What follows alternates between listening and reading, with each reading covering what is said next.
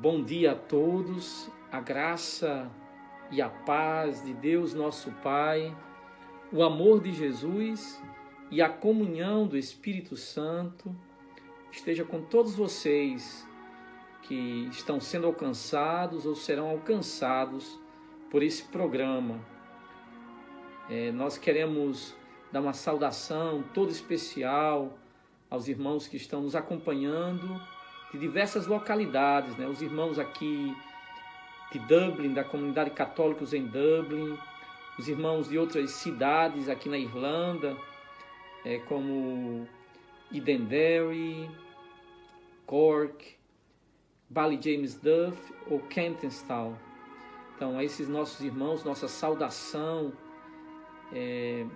Nós também queremos saudar os irmãos que nos acompanham, um grande número de pessoas que nos acompanham do Brasil, de Ouricuri, de Catolé, de João Pessoa. Estou vendo que tem algumas pessoas de João Pessoa.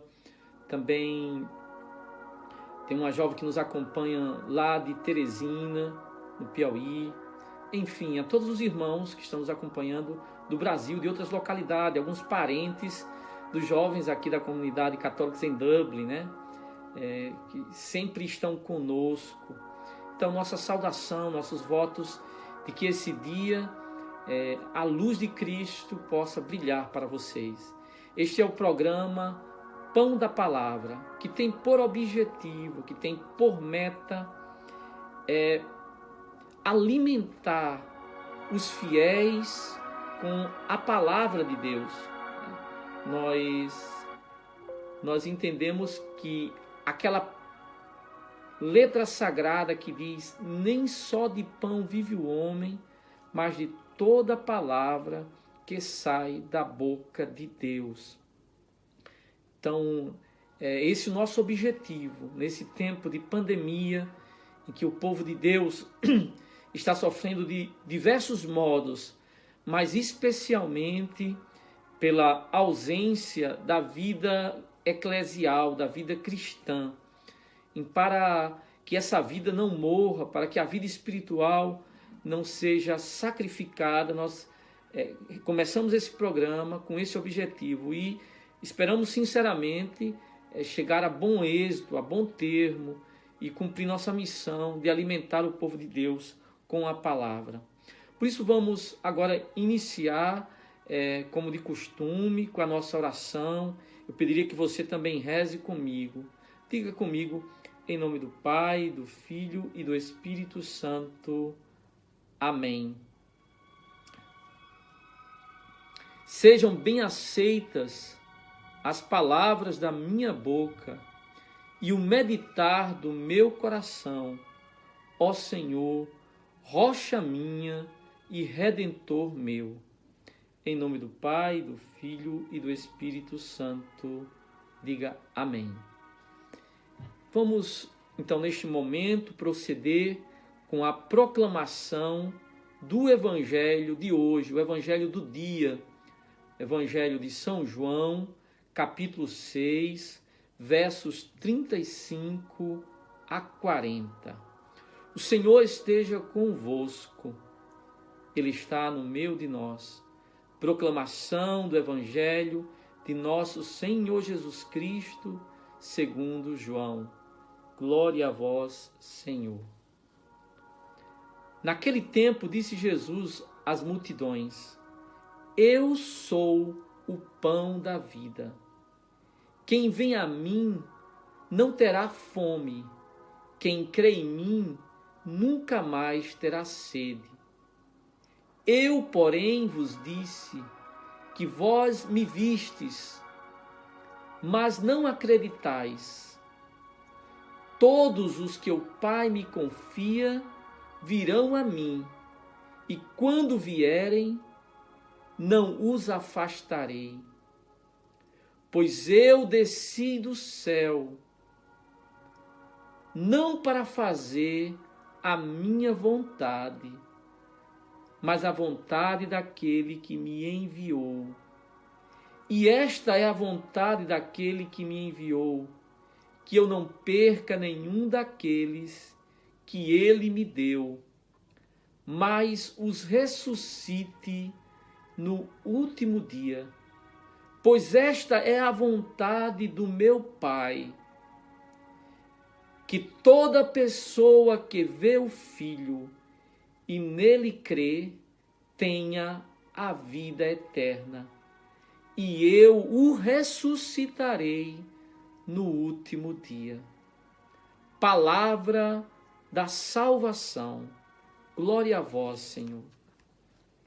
Amado irmão, amada irmã que nos acompanha, nós estamos vivendo este tempo pascal e apenas para nós nos situarmos, recordemos que a primeira semana da Páscoa nós ouvimos os relatos das aparições de Jesus ressuscitado. Na segunda semana, nós ouvimos aquele diálogo entre Jesus e Nicodemos. Sobretudo, claro que já começamos a ver no final da segunda semana o capítulo 6, mas essencialmente o diálogo entre Jesus e Nicodemos. E esta terceira semana nós estamos nos detendo sobretudo no capítulo 6 do Evangelho de João. O que é que isso significa? Enquanto na primeira semana nós vimos as aparições de Jesus ressuscitado, nas semanas seguintes, na segunda e na terceira, nós estamos refletindo sobre duas realidades espirituais que procedem da morte e ressurreição de Jesus. A primeira semana, a realidade do batismo, no diálogo de Nicodemos, e nesta semana, terceira, estamos nos deparando com o texto que fala da realidade, da verdade, da Eucaristia, do pão da vida.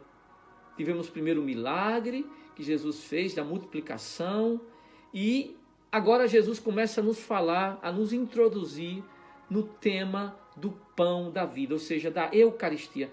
Essas duas realidades que procedem da Páscoa, batismo e Eucaristia. Eu sempre recordo quando Jesus foi ferido no seu lado, na cruz saiu sangue e água, que nos lembra essas duas realidades. O batismo, a água, e o sangue, recordando, simbolizando a Eucaristia, as duas fontes da vida cristã. Bom, tendo dito isso, andamos mais à frente, porque esses são os dois pilares da vida da igreja, o batismo e a Eucaristia. Pois bem, o Evangelho começa com Jesus fazendo uma afirmação. Ele diz: eu sou o pão da vida. Jesus usa esta expressão. Eu estou com o texto grego que diz, é bom ouvir em grego, ego eimi ho artos tezoes. Ego eimi. Eu quero chamar a atenção, antes de nos determos propriamente, antes de irmos propriamente para o discurso sobre o pão da vida, vamos dizer algo que certamente não é central nesta perícope, porém está aqui presente e julgo ser conveniente para nós colocarmos luzes sobre este dado. Qual é o dado em questão? É a expressão usada por Jesus, ego eimi, eu sou. Veja, no Evangelho de João, um dos aspectos importantes é a identidade de Jesus. Quem é Jesus? É importante recordarmos sempre isso, porque o valor que nós dermos às suas palavras vai depender da visão ou da compreensão de que nós tenhamos de quem ele seja. Quem é Jesus? Quem é Jesus? Então, vamos apresentar aqui um dado do Evangelho de João que é importante para nós. É que no Evangelho de João tirei um tempo e fui contar, manualmente, como se costuma dizer, uma coisa sem usar nenhum recurso, vamos dizer assim, tecnológico. Quantas vezes no Evangelho de João aparece essa expressão, eu sou, ego eimi. E eu contei aqui exatamente 22 vezes. Durante 22 vezes, Jesus utiliza essa expressão ego eimi, eu sou. E é importante que aqui na perícope em questão, João 6, 35, Jesus usa pela primeira vez esse ego eimi adjetivado. Ele já tinha usado anteriormente, mas aqui ele usa adjetivado, ou seja, ego eimi ho artos. Eu sou o pão.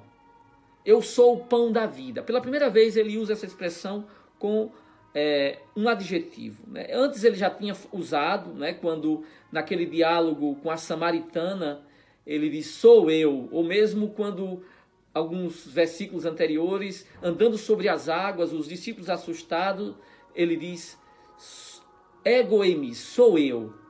Mas ele usa essa expressão ego eimi, por exemplo, quando ele diz eu sou a luz do mundo. Ele usa essa expressão lá no capítulo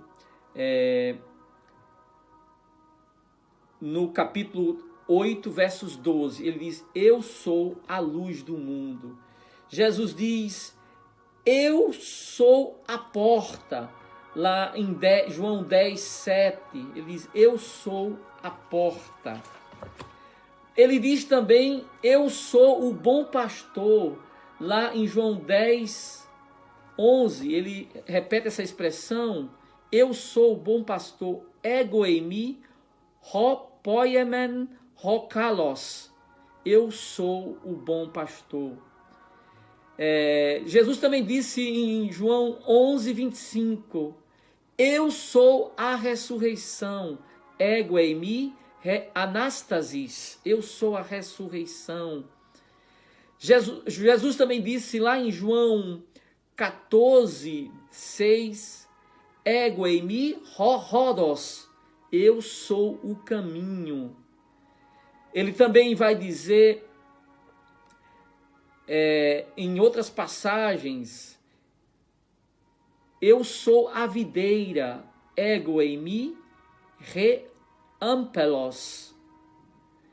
E ele vai dizer ego eimi de modo absoluto. O que isso significa? Por que essa utilização insistente nessa expressão ego eimi? Por quê? Isso aqui é importante nós refletirmos para compreendermos quem é Jesus. Eu repito isso aqui. Vamos só tirar vamos só mostrar uma citação em que essa expressão aparece de modo absoluto, quase como algo trivial. Assim, uma informação comum quando alguém pergunta, quem é você? Quando você bate na porta, né? Imagine alguém você bate na porta de alguém e alguém pergunta, quem é? Você diz, sou eu, né? Essa expressão aparece aqui nesse sentido. No caso de João 18, verso 5. 18, verso 5. Quando os soldados vão prender Jesus. João 18, verso 5. Responderam, Jesus Nazareno disse-lhes, sou eu. Aí é curioso que no versículo seguinte, no versículo 18, 6, o texto diz assim, quando Jesus disse, sou eu, recuaram e caíram por terra. Por que foi que os soldados recuaram e caíram por terra diante dessa simples expressão, sou eu? Aqui você precisa entender, porque a gente escuta às vezes as coisas na Bíblia, mas não compreende exatamente porque não tem uma certa cultura bíblica. A resposta para isso está em Êxodo, capítulo 3, versos 13. Moisés disse a Deus, quando me perguntarem qual é o seu nome, que direi? Disse Deus a Moisés: eu sou aquele que é. Disse mais: assim dirás aos filhos de Israel: eu sou, me enviou até vós. Agora nós entendemos porque essa insistência no Evangelho de João com a expressão ego eimi, eu sou. E porque os soldados caíram por terra quando Jesus disse eu sou. Basta recordar que lá em João 8:24, Jesus diz: então entendereis que eu sou. O que quer dizer isso? Jesus é de origem divina. Quando alguém diz que em nenhum lugar do Evangelho Jesus declara a sua divindade, Jesus diz ser Deus, que essa é uma invenção da igreja, essa pessoa diz isso por ignorar as Escrituras. Porque aqui nós poderíamos contabilizar diversas vezes em que Jesus nos dá essa indicação da sua origem divina, exatamente com a utilização da expressão ego eimi, ou seja, eu sou. Quando Jesus diz isso, ele está falando de si do mesmo modo que Deus se revelou a Moisés na sarça ardente. Ele está se revelando como Deus. Jesus é de origem divina, por isso as suas palavras, os seus ensinamentos são extremamente relevantes. Jesus é Deus, é Deus. Eu recordo que agora nas férias bateu na porta da casa da minha mãe lá em Natal, os testemunhos de Jeová, e meus sobrinhos vieram, eu estava me arrumando, me ajeitando, que eu tinha um compromisso, disseram: tio, tem 2 homens ali na porta. Meu filho, resolve. Eu disse: não, tio, o senhor que tem que ir lá. Aí eu entendi porque eram 2 testemunhos de Jeová e queriam conversar. Eu disse: meu filho, olha, eu não tem como, não vou perder tempo. Vocês negam a divindade de Jesus, vocês leem a Bíblia, estão cegos. Porque Jesus fala de si como Deus, e vocês negam isso. Eles insistiram, eu digo: meu filho, vá em paz que eu fico na paz. A fé de vocês não é a minha. Eu creio nas Escrituras, eu sei que vocês estudam a Bíblia, mas estudam de cabeça para baixo, porque não veem o óbvio. Jesus fala de si como Deus. Eu queria só dar um outro dado aqui sobre isso. Uma experiência, uma partilha de uma experiência pessoal. É que há 10 anos atrás, mais ou menos, cerca de 10 anos atrás, eu estava fazendo uma experiência na Inglaterra, estudando, tentando aprender inglês, que não é muito fácil.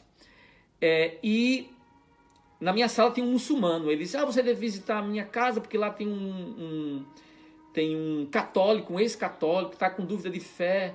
Você vai lá. E aí eu entendi que aquilo, quando eu fui, claro, eu entendi que era uma espécie de armadilha, porque o rapaz lá, que era um ex-católico, um ex-cristão, não sei se era propriamente católico,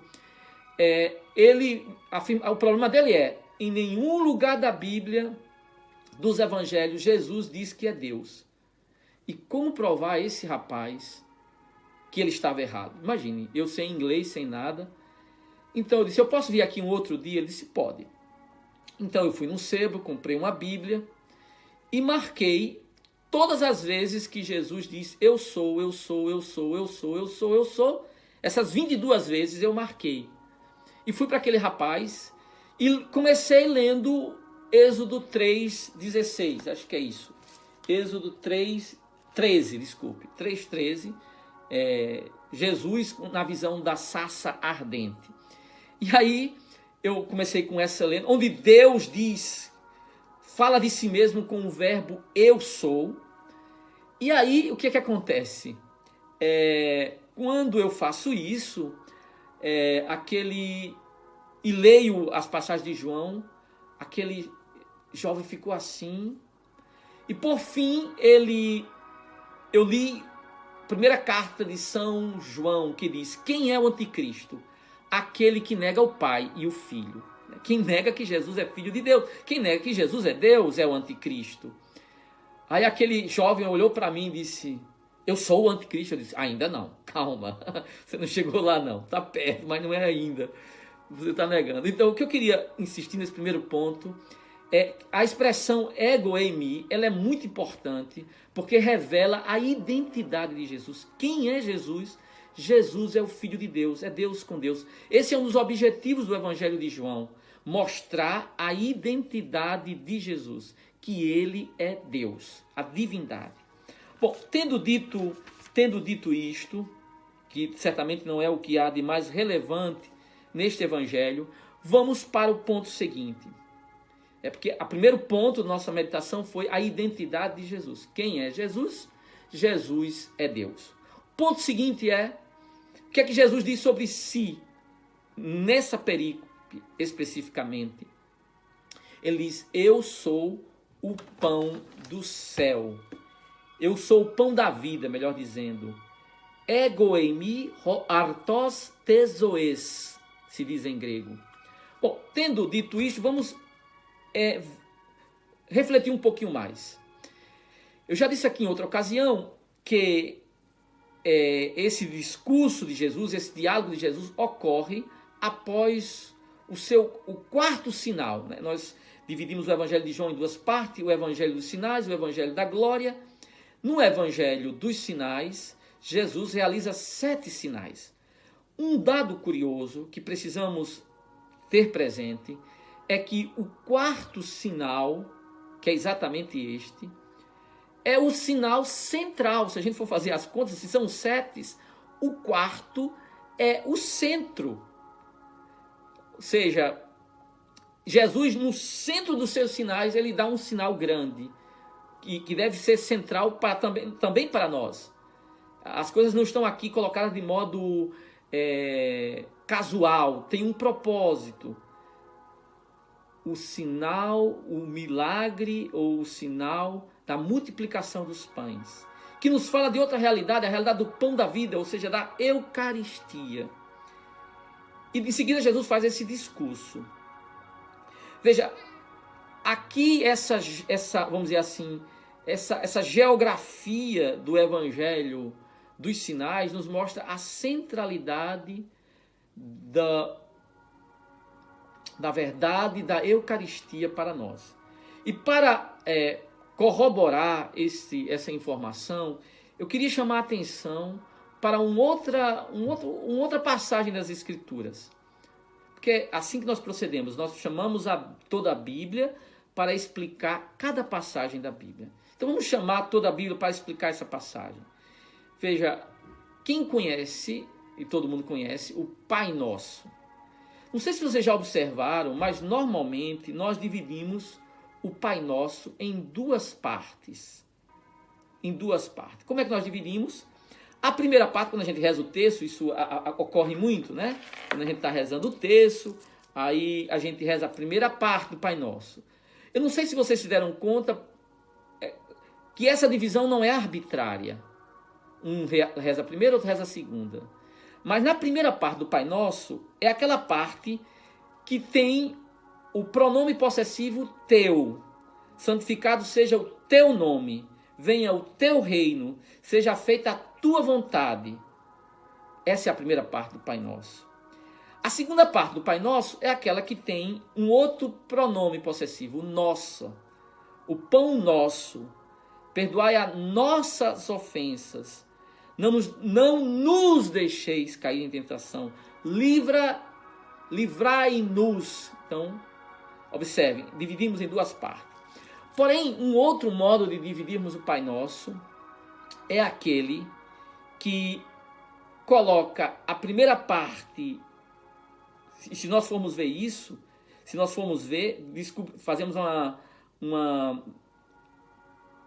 organização do Pai Nosso, veremos que no Pai Nosso tem o primeiro pedido, que diz respeito a Deus, santificado o teu nome, venha o teu reino, seja feita a tua vontade. Depois, o quinto é perdoar as nossas ofensas, não nos deixeis cair em tentação e livra-nos do mal. Ou seja, são 7 pedidos, o quarto pedido é o pão nosso. O pão nosso. Ou seja, no centro do Pai Nosso, o que é que nós pedimos a Deus? O pão da vida. Não sei se vocês já se deram conta que esse pedido não é pedido por qualquer pão, porque o pão de trigo Você pode ir na padaria, você pode comprar. Agora, o pão do céu, só Jesus, só Deus pode nos dar. Só o Pai pode nos dar. E de fato já nos deu em Jesus Cristo. Nos dá na Eucaristia. E eu estava pensando e me ocorreu que nunca foi tão oportuno rezar o Pai Nosso, cujo centro é o pedido a Deus da Eucaristia. Quando a gente pede a Eucaristia, a gente está pedindo que não faltem sacerdotes para celebrar. Então a gente está pedindo vocações sacerdotais, porque precisamos de sacerdotes para celebrar a Santa Eucaristia. Nós estamos pedindo fé no povo. E nós estamos pedindo também, irmãos, agora nesse tempo, que nos livre dessa pandemia, para que o povo volte a ter o pão do céu. Então, nunca foi tão oportuno rezar o Pai Nosso como hoje, como em nossos dias. Nesse tempo em que o povo está privado do pão nosso, que é a Eucaristia, o pão verdadeiro descido do céu. Isso é fundamental para nós. Então, aqui eu só queria mostrar a centralidade desta fala de Jesus sobre a Eucaristia. Indo um pouco mais adiante nessa meditação, veremos Jesus também dizer aqui, nós não iremos aprofundar neste momento a realidade da Eucaristia, porque teremos outra ocasião para dizer mais ou falar mais sobre a Eucaristia, mas iremos dizer mais duas outras coisas sobre o texto em questão antes de terminarmos a nossa meditação. Jesus disse: eu, porém, vos disse, vós me vedes, mas não credes. Todo aquele que o Pai me der virá a mim, e quem vier a mim eu não o rejeitarei. E mais adiante o Senhor vai dizer que essa é a vontade do Pai, que todo aquele que vê o Filho e nele crê tenha a vida eterna. Nessa perícope está presente um grande mistério, a realidade da fé e da incredulidade. Fé e incredulidade. É curioso que o verbo ver, na primeira parte, quem me vê, mas não crê, é o verbo horal. Enquanto que na segunda citação é o verbo theorel. Há pessoas que veem sinais, que veem coisas espirituais, mas acabam não tendo fé. Foram aqueles homens, não é? Jesus está falando para uma multidão que viu quando ele realizou a multiplicação dos pães. Mas nós veremos que em seguida eles vão abandonar, eles vão deixar o caminho de Jesus. Abandonam o caminho, ou seja, são pessoas marcadas pela incredulidade. Mesmo podem ver os sinais que virem, mas não são capazes de quê? Não são capazes de dar o passo da fé. A fé e a incredulidade constituem um grande mistério. Como é possível que os homens não creiam em Cristo? É um mistério. Porém, uma coisa nós sabemos, nós não possamos falar muito sobre isso, porque resta sempre um mistério. Tem algo que nós podemos dizer sobre isso, é que se você crê, se eu creio, isso é um dom de Deus, é uma graça de Deus. Jesus diz: aquele que o Pai me der vai vir a mim. Aquele que o Pai me der virá a mim. É um dom de Deus. Se você tem o dom da fé, mais do que julgar quem não tem, louve a Deus por esse dom. É uma graça, é uma bênção. Foi Deus que lhe deu. É o Senhor que nos dá. É um dom divino. Depois, o Jesus diz assim: quem vê o Filho e nele crê, tem a vida eterna. Eu queria chamar a atenção nessa citação do versículo 40, quando ele diz: quem vê o Filho e nele crê.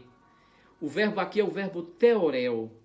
Theorel é o mesmo verbo ver aqui, que é indicar, contemplar.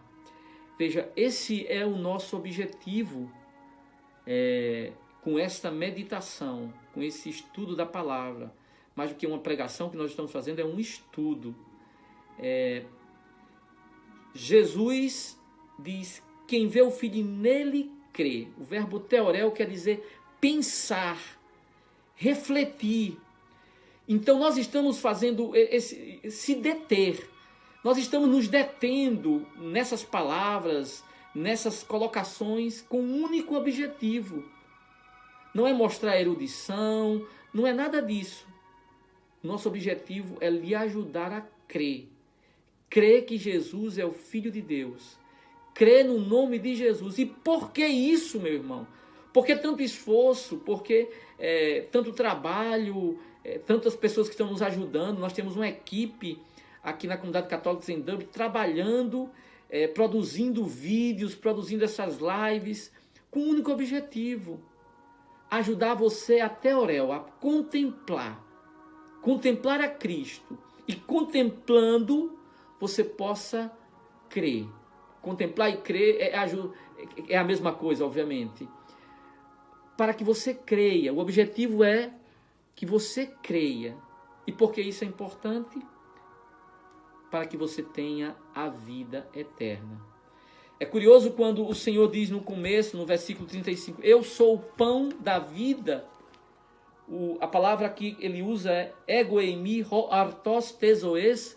A expressão zoe é diferente da expressão grega bios. Ele é o pão não de qualquer vida, mas da vida zoe, a vida eterna. Uma vida diferente. Há uma distinção entre bios, que significa vida, biologia, bioética, é uma expressão que já está na nossa linguagem diária. É diferente de zoe.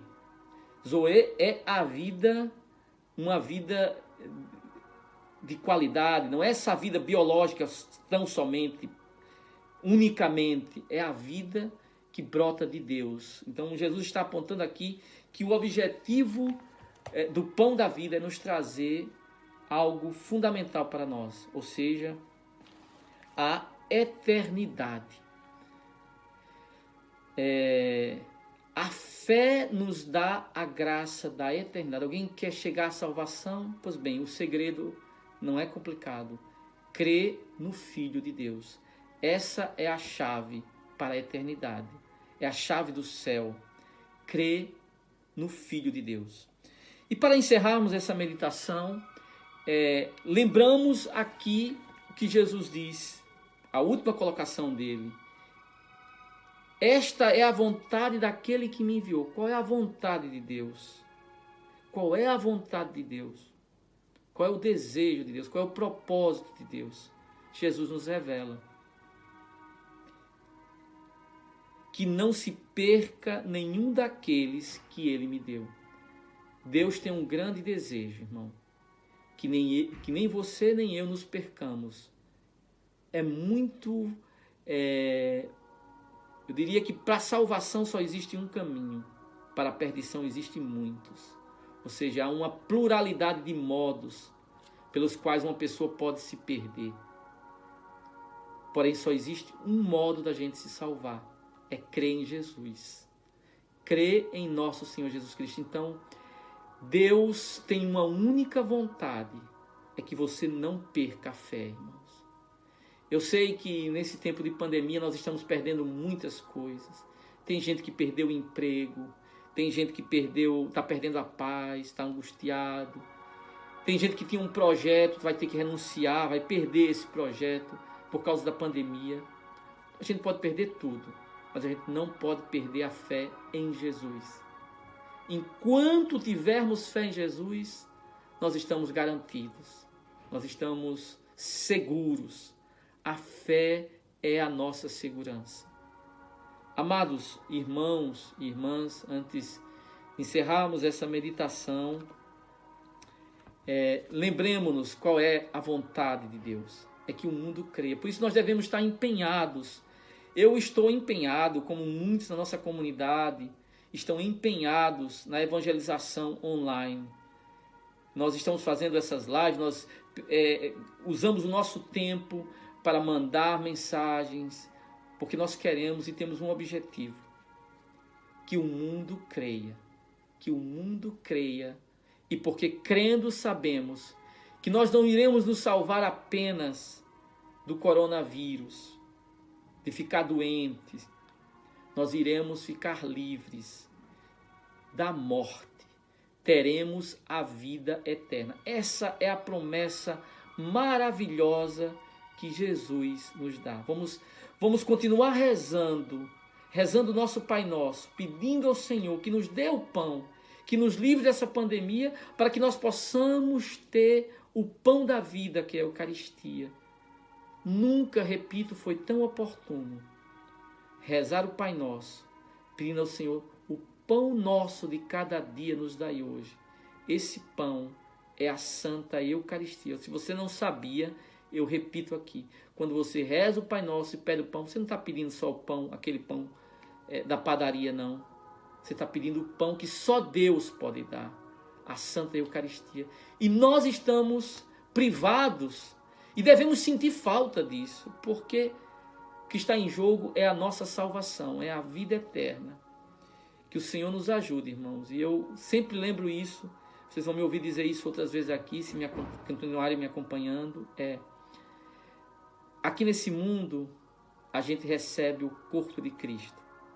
E a maior glória, irmãos, é quando deixarmos esse mundo, nós formos recebidos pelo corpo de Cristo glorioso, ressuscitado no céu. Ele é o nosso pão, Ele é o nosso sustento, Ele é a nossa vida. Sem Ele, nada.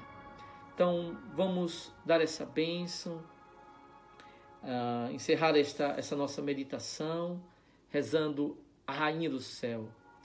Rainha do Céu, alegrai-vos, aleluia, porque aquele que merecestes trazer em vosso seio, aleluia, ressuscitou como disse, aleluia. Rogai a Deus por nós, aleluia. Ó Deus, que vos dignastes alegrar o mundo com a ressurreição do vosso Filho, nosso Senhor Jesus Cristo, concedei-nos, vos suplicamos, a graça de alcançarmos, pela proteção da Virgem Maria, sua mãe, a glória da vida eterna, pelo mesmo Cristo, nosso Senhor. Amém. Eu vou dar agora uma bênção toda especial para você.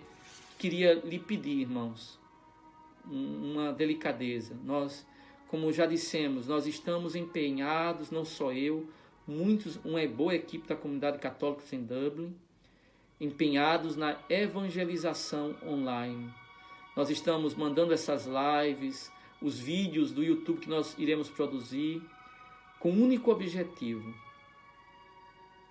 meditando a palavra, teorel, vendo a palavra, contemplando a palavra, ajudar os homens a crerem em Jesus, porque crendo o homem terá vida eterna. Não existe outro modo do homem alcançar a vida eterna, a não ser pela fé em nosso Senhor e Salvador Jesus Cristo.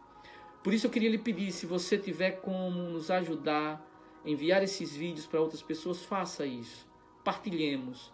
Eu vejo tanta gente empenhada em partilhar coisas de política. Não estou dizendo que nós devemos ficar alienados, mas o mundo precisa dessa palavra também. Essa palavra, eu creio, essa palavra é viva e eficaz.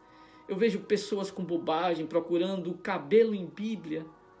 Na Bíblia a gente procura a palavra de Deus, não isso. Quando as pessoas se empenham nessas coisas, é porque estão vivendo na ignorância. Tem mais superstição do que fé. Mas nós devemos trabalhar. Mais do que ficar pensando que quem está fazendo errado, vamos fazer o certo. Vamos partilhar a palavra de Deus. Por isso eu pediria a sua ajuda. Nós iremos produzir o vídeo do YouTube. Se você puder nos ajudar a partilhar, eu tenho certeza que isso poderá abençoar alguém, alguma vida. Quem sabe ouvindo, essa pessoa será tocada e possa crer. Vamos agora dar a bênção final. Após cada exortação, você responde amém. O Senhor vos abençoe e vos guarde. Mostre a sua face e tenha compaixão de vós. Volva para vós seu olhar de Pai e vos dê a sua paz. O Deus Todo-Poderoso envie seus anjos para acampar na tua casa, para abençoar todos os irmãos aqui na Irlanda, os membros da comunidade católica em Dublin, os irmãos da comunidade de Bally James Duff, Kemptonstall, Edenderry, Cork, todos aqueles irmãos que estão sofrendo com a perda de algum ente querido, nós estamos rezando, Pai, por esses irmãos. Mas rezamos também pelo nosso amado país, pedimos, Senhor, que abençoe o nosso país, nos livre do mal. Pedimos especialmente por todos aqueles que nos acompanham em Oricuri, em Catolé, em João Pessoa, por todos aqueles que nos acompanham em Natal. Peço, Senhor, também pela minha família, por minha mãe, por minhas tias, por minhas irmãs, por todos os meus parentes, sobrinhos, primos.